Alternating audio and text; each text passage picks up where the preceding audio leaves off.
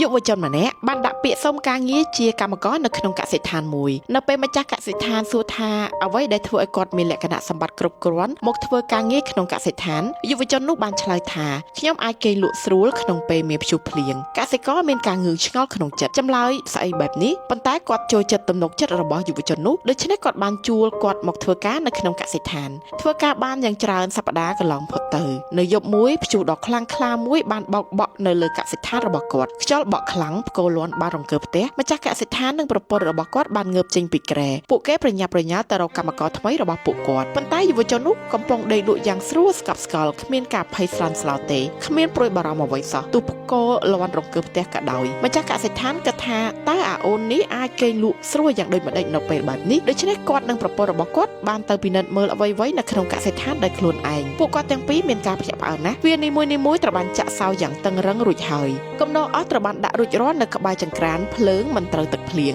ឧបករណ៍ប្រើប្រាស់ក្នុងកសិដ្ឋាននានាត្រូវបានរក្សាទុកដោយសុវត្ថិភាពបោមស្រូវសាលីត្រូវបានគ្របនិងការពារពីភ្លៀងត្រាក់ទ័រស្ថិតនៅក្នុងយានដ្ឋានចម្រុកស្រូវមានសុវត្ថិភាពមិនត្រូវទឹកភ្លៀងសត្វនានានៅក្នុងទ្រុងគេងយ៉ាងស្ងប់ស្ងាត់និងដាក់ចំណីបានយ៉ាងគ្រប់គ្រាន់អ្វីៗគ្រប់យ៉ាងត្រូវបានរៀបចំយ៉ាងល្អឥតខ្ចោះនៅពេលនោះកសិករដែលទីបំផុតបានយកពីចម្លើយចម្លែករបស់យុវជននោះនៅពេលសម្ភាសខ្ញុំអាចគេងលក់ស្រួលក្នុងពេលព្យុះភ្លៀងមិនមានន័យថាគាត់ខ្ជិលច្រអូសនោះទេវាមានន័យថាគាត់បានធ្វើការងាររបស់គាត់ឲ្យបានត្រឹមត្រូវជារៀងរាល់ថ្ងៃមុនពេលមានបញ្ហាមកដល់មេរៀននៅក្នុងរឿងនេះគឺថាធ្វើការងារអ្នកឲ្យហើយត្រៀមខ្លួនឲ្យរួចជាស្រេចជានិច្ចព្រោះនៅពេលដែលមានបញ្ហាកើតឡើងអ្នកនឹងមិនភ័យស្លន់ស្លោឡើយអ្នកភាសាអង់គ្លេសនិងភាសាចិនក្រៅម៉ោងសម្រាប់អ្នកចង់ចេះឆាប់សិក្សាជាមួយគ្រូចិនជាតិដើមដែលមានជំនាញច្បាស់លាស់ចុះឈ្មោះឥឡូវនេះមានប្រូម៉ូសិនបញ្ចុះតម្លៃ